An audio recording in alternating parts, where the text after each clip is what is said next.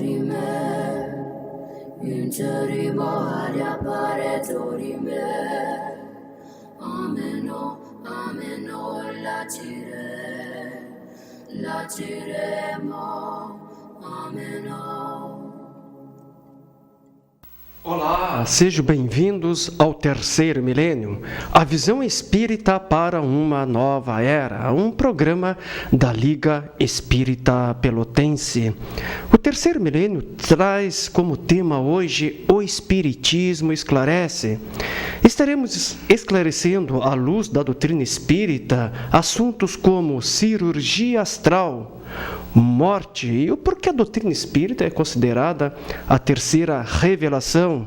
E para esses esclarecimentos, aqui junto conosco, o escritor e historiador Marcelo Gil. Marcelo, que alegria, satisfação contarmos com a tua presença. Prazer nós estarmos aqui novamente. Olá ao pessoal que está nos assistindo. É realmente um prazer muito grande nós podermos voltar aqui no teu programa para continuarmos falando a respeito da doutrina espírita, buscando esclarecer as pessoas com base naquilo que o Espiritismo nos ensina. Marcelo, dentro desses esclarecimentos, vamos falar primeiramente sobre cirurgia astral. Vale lembrar que cirurgia astral não é uma prática espírita. Sim. Mas o que diz, o que informa, o que esclarece a doutrina espírita sobre cirurgia astral? Bem, realmente a cirurgia astral não é uma prática da doutrina espírita, mas para nós compreendermos como a cirurgia astral funciona, nós devemos recorrer àquilo que a doutrina espírita ensina. Isso, aliás, acontece frequentemente. Práticas que não são práticas da doutrina espírita, mas que para serem compreendidas precisam do apoio da doutrina espírita, precisam do esclarecimento que o Espiritismo nos traz. Isto, aliás, é algo muito frequente, Madeira. Inúmeras práticas que não são propriamente práticas espíritas, elas somente podem ser explicadas com base naquilo que a doutrina espírita nos ensina, nos informa. Aí está uma delas, a prática da cirurgia astral. Para nós entendermos o que é a cirurgia astral, como ela de fato funciona, nós precisamos recorrer ao conceito de perispírito, que é um conceito que a doutrina espírita nos traz, embora este conceito seja também trabalhado por outras filosofias, por outras doutrinas. Perispírito é o corpo espiritual, também chamado em algumas religiões ou em algumas filosofias de corpo astral. Ou seja, o espírito, o ser espiritual, utiliza-se de um veículo para a sua manifestação, para a sua existência no plano espiritual, no mundo dos espíritos. Quando nós estamos reencarnados aqui na Terra, nós temos um veículo que nos permite agirmos no mundo físico, que é o corpo físico. Quando nós estamos desencarnados, ou seja, quando nós estamos no mundo espiritual, nós igualmente precisamos de um veículo para nos manifestarmos no mundo espiritual. Este veículo é o perispírito, o corpo espiritual, o corpo do espírito. Ou seja, o espírito tem um corpo, embora este corpo seja constituído de um tipo especial de matéria. Ainda é matéria, mas é matéria que vibra numa outra frequência, ainda desconhecida pela ciência acadêmica. Ainda não se pode verificar através de instrumentos a existência propriamente do perispírito, porque é ele constituído de matéria que vibra numa frequência totalmente desconhecida para a ciência acadêmica. Portanto, o perispírito é o veículo, o corpo que serve para a manifestação do espírito no mundo espiritual. Ele é também chamado de corpo astral, como eu já disse. Daí vem a expressão cirurgia astral, que é aquela cirurgia praticada diretamente sobre o perispírito ou sobre o corpo astral. Quando nós estamos reencarnados aqui no plano físico, nós temos um corpo físico, mas nós não perdemos o corpo espiritual, não perdemos o corpo astral, não perdemos o perispírito. Aliás, o nosso corpo físico, ele se forma e ele existe tendo por base o perispírito. No momento da reencarnação, quando o espírito se liga ao novo corpo, que está em processo de formação, essa ligação acontece através do perispírito, de modo que o corpo espiritual se forma ao longo da gestação e continua se formando e se modificando, inclusive, ao longo da vida, com base no corpo espiritual, com base no perispírito. Consequentemente, se nós agirmos sobre o perispírito, ou sobre o corpo astral, se preferirmos essa expressão, claro, nós estaremos influenciando diretamente o corpo físico. Portanto, é possível nós agirmos sobre o perispírito, esperando que esta ação produza efeito sobre o corpo físico. Aí vem a explicação da cirurgia astral, que é um procedimento realizado pelos espíritos diretamente sobre o nosso perispírito. Porque a raiz da maior parte dos problemas de saúde encontra-se no perispírito. Doenças muito graves, por exemplo, como o câncer, elas têm a sua raiz no corpo espiritual, no perispírito. O foco que faz com que aquela manifestação aconteça no corpo físico está no corpo espiritual, está no perispírito, no corpo astral.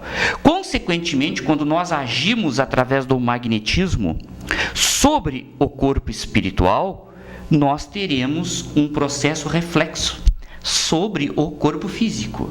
É isso que acontece no momento da cirurgia astral. Que ninguém confunda a cirurgia astral com outros tipos de cirurgias praticadas também por pessoas ligadas muitas vezes ao espiritismo, onde se usa o bisturi, onde se usa a faca, onde se usa qualquer elemento que produza o corte. Isso não é cirurgia astral. A cirurgia astral, ela não necessita de nenhum tipo de instrumento aqui no plano físico.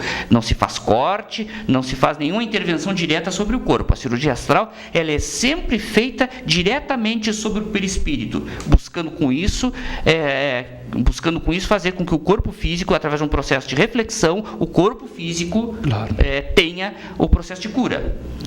Então, ela é realizada pelos espíritos diretamente sobre o nosso perispírito, diretamente sobre o nosso corpo astral, utilizando-se de técnicas magnéticas. E muitas vezes ela de fato funciona e o indivíduo acaba atingindo a cura. Não é uma prática espírita, mas ela é plenamente explicável através do espiritismo, de modo que não há milagre. Não há nenhum fenômeno sobrenatural. Eu mesmo conheço pessoas que se submeteram à cirurgia astral e que, de fato, puderam ficar curadas do problema de saúde física que possuíam, de modo que, inclusive, nos exames médicos isso acabou sendo constatado. Para o médico que não compreende esse mecanismo, isso poderá parecer um fenômeno miraculoso, poderá parecer algo sem explicação, mas para nós é plenamente explicável. Quando os espíritos agem diretamente sobre o nosso perispírito através do magnetismo, e isto pode produzir efeitos sobre o corpo, levando à cura de uma série de doenças. Hoje em dia as pessoas, de modo geral, buscam muito esse tipo de tratamento, principalmente para aquelas doenças para as quais a medicina não apresenta um tratamento satisfatório. É claro que nem todos ficarão curados. Muitas pessoas até perguntam sobre isso, por que eu fiz e não deu certo? Não funcionou, fulano fez e funcionou. Exatamente. São inúmeros os fatores que entram nesse processo. A questão da necessidade, a questão do merecimento, a questão da pessoa, de fato, precisar, por um processo kármico, vivenciar aquela doença. Muitas vezes a cura do indivíduo não está na cura da doença física, a cura do indivíduo está na própria doença. Já que aquele processo kármico é necessário que se complete para que o indivíduo de fato vivencie o resgate das suas dívidas em relação ao seu próprio passado. Portanto, são inúmeros fatores que entram aí em ação. E evidentemente é algo que nós precisamos considerar, Madeira. Os espíritos não podem resolver todos os problemas, inclusive os problemas de saúde. Porque passar por esses problemas, em muitas ocasiões, desembocar na morte, como acontece frequentemente, faz parte da própria natureza. É um processo pelo qual nós precisamos passar. Então, em algumas circunstâncias resolve, em outras minimiza o problema se torna um efeito menor, e em outras vezes o indivíduo não atinge a cura, como inclusive em relação aos próprios tratamentos médicos. Não é? Quantas pessoas nós conhecemos que enfrentaram, por exemplo, o câncer, realizaram a quimioterapia ou realizaram a radioterapia e acabaram ficando curadas? Outras, não. É um processo que depende de inúmeros fatores. É assim em relação à medicina posta em prática pelos encarnados, e é assim também em relação à medicina posta em prática pelos desencarnados quando atuam sobre nós. Não há milagres, é um processo natural. E por vezes esses processos naturais pelos quais precisamos passar não podem ser simplesmente resolvidos. Perfeito, a gente salienta novamente, Marcelo, que não é uma prática espírita, a cirurgia astral, e como a doutrina espírita também não usa de instrumentos cirúrgicos. Não usa. Em primeiro lugar, é preciso deixar claro que a cirurgia astral não é uma prática espírita. Ela pode ser praticada por muitas pessoas que são espíritas, mas ela não é uma prática da doutrina espírita. No entanto, ela somente pode ser explicada com base naquilo que o espiritismo nos ensina.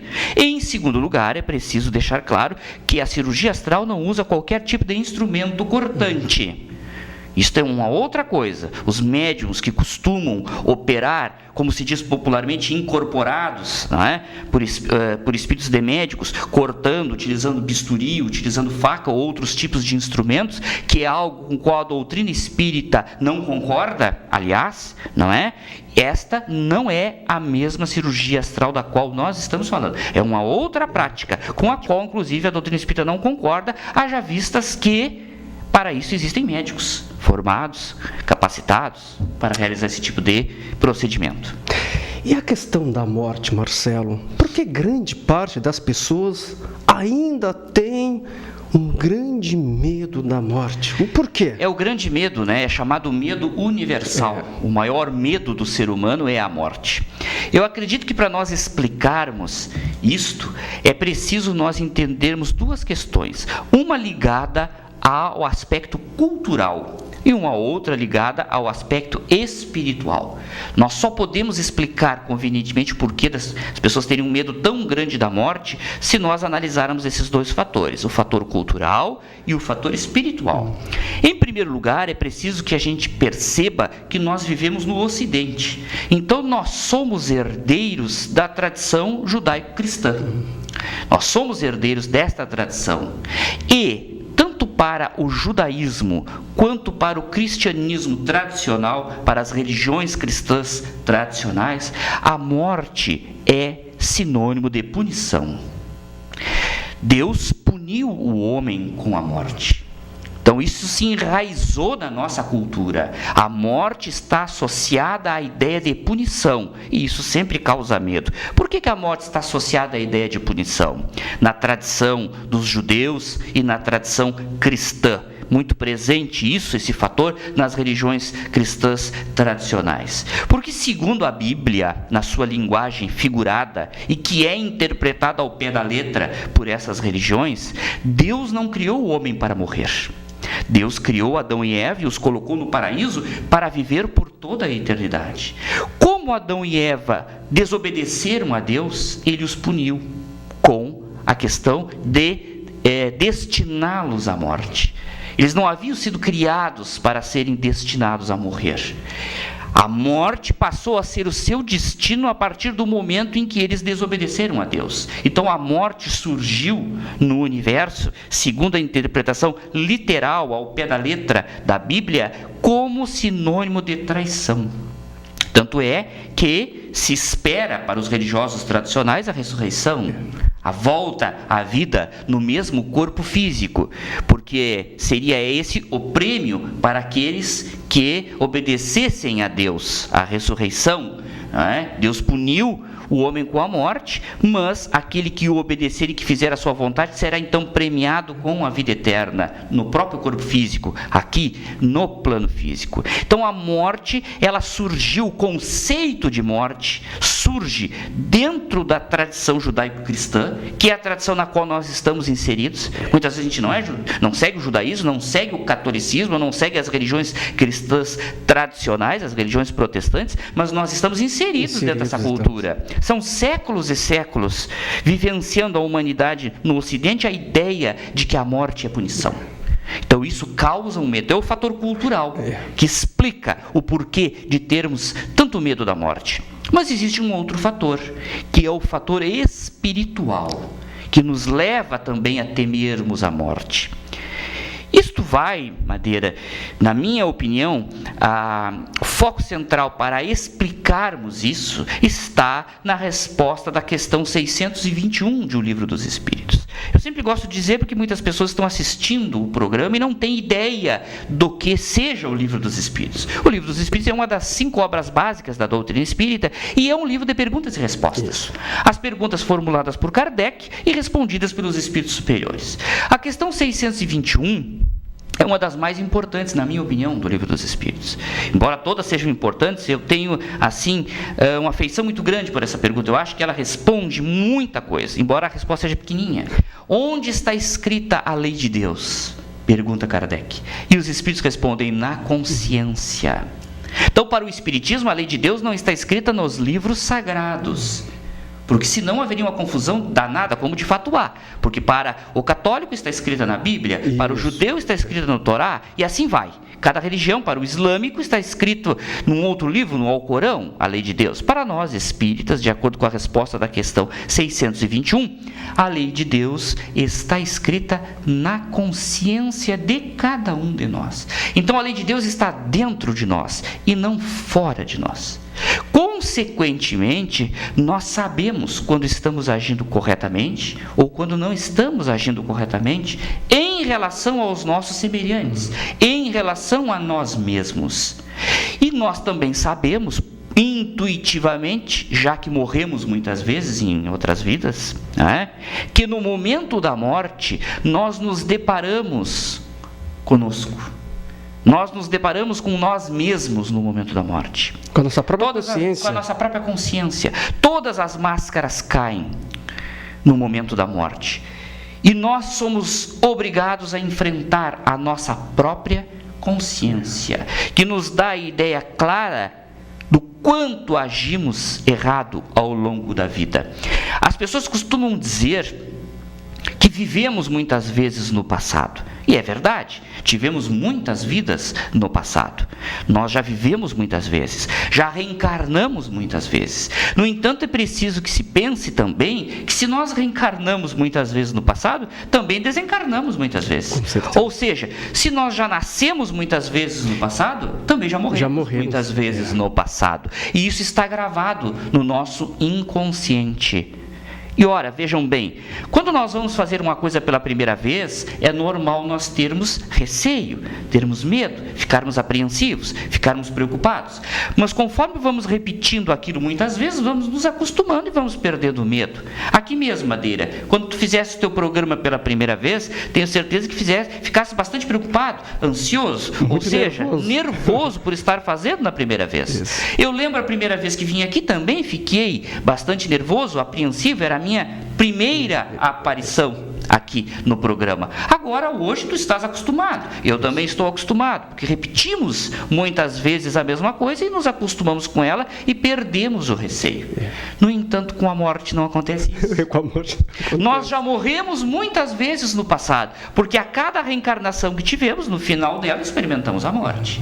Já reencarnamos e desencarnamos inúmeras vezes no passado. Morremos muitas vezes ao final de todas as nossas vidas passadas. No entanto, nunca nos acostumamos com a morte. Nunca perdemos o receio da morte, embora já tenhamos passado por ela inúmeras vezes no nosso passado. Por quê? Porque está gravado no nosso inconsciente que em todas essas ocasiões nós tivemos de enfrentar a nossa própria consciência. E aí, isto é chocante muitas vezes, porque neste momento nós somos obrigados a refletir sobre aquilo de errado que fizemos. E como nós temos dentro de nós a lei de Deus gravada, consequentemente nós mesmos nos arrependemos daquilo que fizemos de errado. Não existe nenhum juiz nos esperando depois da morte. Não existe nenhum julgamento depois da morte. Nenhum tribunal nos espera. O tribunal é o tribunal da consciência. E é o pior de todos os tribunais. É o mais rígido de todos. E dele nós não podemos fugir porque está dentro de nós. Intuitivamente nós sabemos disso. Por isso tememos este momento. Justamente porque temos lá no fundo a consciência de que inúmeras vezes no decorrer da nossa vida nós agimos errado em relação ao próximo e em relação a nós mesmos. E quando tu relatas isso, Marcelo, enquanto tu falavas, eu me lembro de uma mensagem do espírito André Luiz a respeito da morte. E vem de encontro justamente isso que tu estás nos relatando. Ele nos diz que é natural que tenhamos medo da morte, é uma coisa natural. Porém, ele diz, né, só devemos temê-la se a nossa vida foi preenchida com coisas fúteis. Exatamente. Se somos pessoas virtuosas no bem, não temos nada a temer. A grande questão é essa. No fundo, grande parte de nós sabe que não é uma pessoa virtuosa. E por isso tem este receio. Justamente essa colocação do André Luiz é importantíssima. Aliás, a obra do André Luiz é importantíssima dentro do contexto da doutrina espírita. Depois das obras básicas, na minha opinião, não tem nada, né, que supere André Luiz. É uma obra monumental, psicografada por Chico Xavier e algumas das obras juntamente com Valdo Vieira. É uma obra monumental, porque nos traz em detalhes a vida depois da morte, nos demonstrando todos esses mecanismos explicados de modo que a gente possa de fato compreender não só o que acontece, mas entender também as consequências que nós precisamos vivenciar depois de desencarnarmos, com base na lei de ação e reação. A lei de ação e reação nos deixa claro que nós somos sempre livres para semearmos o que quisermos, mas depois somos sempre obrigados a colhermos aquilo que nós mesmos semeamos. A semeadura é livre, no entanto a colheita é sempre obrigatória, como aliás é na natureza também, né, Madeira? A natureza também é assim, ninguém planta uma coisa e colhe outra. Se plantamos algo, somos obrigados a colhermos aquilo que nós plantamos. Com relação à nossa vida, nessa relação do plano físico com o plano espiritual, acontece algo muito semelhante. Marcelo, por que a doutrina espírita é considerada pelos espíritas a terceira revelação? Bem, Madeira, primeiro nós precisamos dizer que o espiritismo jamais, em momento algum, pregou ter a posse da verdade universal, não é? Até porque nós sabemos que a verdade, como diz Divaldo Franco, é como licor. Em pequena dose é um tônico, mas em alta dose embriaga. Né? A verdade, ela vem sendo revelada ao ser humano através da comunicação espiritual e até mesmo através da própria investigação que o ser humano faz por meio da ciência, por meio da filosofia, vem sendo revelada paulatinamente, aos poucos. No entanto, nós sabemos que no Ocidente nós vivenciamos 3 grandes revelações. A primeira delas, trazida por Moisés, quando deixou claro a existência de um único Deus. Moisés trouxe e estruturou a crença no único Deus, no monoteísmo. Embora os judeus já tivessem essa crença, isso foi de fato sedimentado naquele povo pela ação de Moisés, o monoteísmo, já que os povos daquela época acreditavam em vários deuses. Mas Moisés teve de recorrer à ideia de um Deus terror, de um Deus extremamente vingativo, de um Deus que tinha na ideia daquela época uma personalidade muito forte, até mesmo caprichosa. Isso está colocado lá no Antigo Testamento. Ele precisou recorrer a isso porque ele utilizava deste mecanismo para manter o povo unido e para manter o povo obediente, já que isso se passou há mais de 3.000 anos atrás, quando as pessoas não tinham a mínima noção de civilidade. Bom, muitos anos depois, muitos séculos depois, veio Jesus, que substituiu aquela imagem do Deus terror pela imagem do Deus amor. A segunda grande revelação. Jesus, como governador espiritual da terra, encarnou com o objetivo não apenas de nos ensinar o amor, mas também de vivenciar o amor. Jesus foi a única criatura na história da humanidade que vivenciou tal qual aquilo que pregou, né? Nos mínimos detalhes. Então, Jesus nos ensinou o caminho do amor e vivenciou o caminho do amor. Por isso a doutrina espírita nos diz que Jesus não morreu para salvar a humanidade, como ensina o cristianismo tradicional. Jesus viveu para ensinar o caminho, para que a própria humanidade possa, trilhando este caminho, encontrar a salvação, que nada mais é do que o caminho para atingir a perfeição. Então Jesus nos traz a segunda grande revelação. Mas Jesus viveu há 2000 anos atrás, quando as pessoas não tinham ainda condições de compreender a vida após a morte e os mecanismos que regulam a reencarnação e a nossa desencarnação. Esse intercâmbio que existe permanentemente entre o mundo físico e o mundo espiritual. Nós reencarnamos e desencarnamos. Viemos do mundo espiritual, passamos uma trajetória aqui no mundo físico e retornamos ao mundo espiritual. Esse mecanismo não podia ser explicado há 2000 anos atrás, embora Jesus já tenha deixado nas entrelinhas ensinamentos sobre esse. Quando o mundo atingiu a idade necessária, o amadurecimento necessário para receber um esclarecimento mais profundo a este respeito, veio então a doutrina espírita, que não apenas como terceira revelação resgata o ensinamento de Jesus na sua essência, porque esse ensinamento foi deturpado ao longo dos séculos, mas também nos explica nos mínimos detalhes como funciona o mecanismo da reencarnação e também o intercâmbio entre o mundo físico e o mundo espiritual na parte da comunicação, na mediunidade, né? O Espiritismo nos traz esse conhecimento de que nós não apenas não estamos sozinhos, mas nós também estamos permanentemente pelo canal mediúnico ligados ao mundo espiritual que nos cerca o tempo inteiro, que é a nossa origem, de onde viemos e para onde retornaremos. Marcelo, queremos te agradecer profundamente a tua presença aqui, trazendo importantes informações de temas a qual nós abordamos durante o nosso programa. Profundamente queremos te agradecer a tua presença. Madeira, agradeço a oportunidade, agradeço aos nossos telespectadores, às pessoas que estão assistindo o programa, e esperamos poder retornar aqui outras vezes para continuarmos debatendo sobre a doutrina espírita, que é, de fato, uma doutrina que nos esclarece, uma doutrina capaz de nos proporcionar a fé raciocinada. Muito obrigado. Nós que agradecemos, lembrando que os nossos programas estão disponíveis no portal lep.org.br/Terceiro Milênio. Acesse esse portal que você estará assistindo a um dos nossos programas. O Terceiro Milênio fica por aqui. Nós agradecemos o seu carinho, sua atenção, audiência. Lembrando que temos um encontro marcado em nosso próximo programa. Nós estaremos aqui esperando por vocês. Desejamos a todos um dia maravilhoso, que tenha uma semana repleta de alegria, sucesso, amor e muito trabalho no bem. Fique em paz e que Deus nos abençoe.